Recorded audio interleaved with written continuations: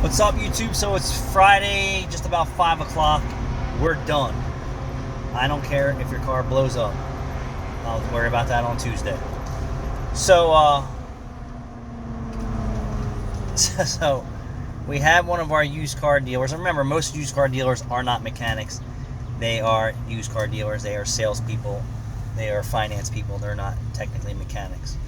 But they've been around the business, and sometimes because of the language and conversations, they pick up a little bit here and there. So we had a Hemi 5.7 Dodge Ram with 190,000 come in from one of the used car dealers, and they asked us to swap one coil from a known good cylinder into the cylinder that was coding for a misfire. And I was like, well, why would I do that? Why would I just put one new coil in and two spark plugs in the suspected cylinder, and then I actually get to see what's going on in that cylinder? No. Take the coil and move it. If you just move a coil, you're not understanding what's going on in the combustion chamber, especially with the spark plugs. It could be carbon tracked, it could be fouled out, it could be absent of fuel. The whole reason why we want to get in there and pull the spark plugs out and the coil is because we know what we're looking for. So just taking a coil from one cylinder to another, the cylinder still might not fire because it's missing compression. It's got worn out cam, the valves are stuck open, carbon, no compression, worn out cam loop. There's so many what ifs.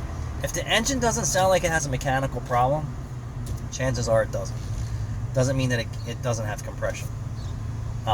So then I made Rachel call them back, and I said, listen, dude, you want me to take a coil from a known good cylinder, right, and then swap it into another cylinder without knowing what the spark plugs are? That's stupid.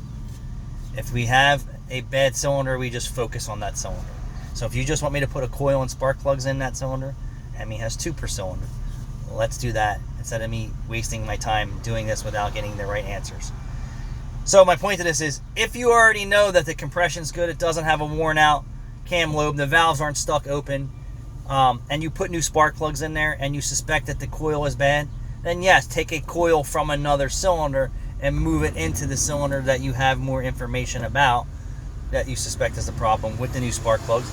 And if the car starts to fire, then you have a boot problem or a coil problem or a wiring problem or something in that suspected cylinder. But you need to know the facts before you do that. And the facts are, like, I know I put new spark plugs in there. I know the compression's good. I know, instead of just saying, yeah, just move one coil to the next cylinder with 190,000 mile worn out spark plugs in the cylinder that you're trying to resolve. That's stupid. Thanks for watching.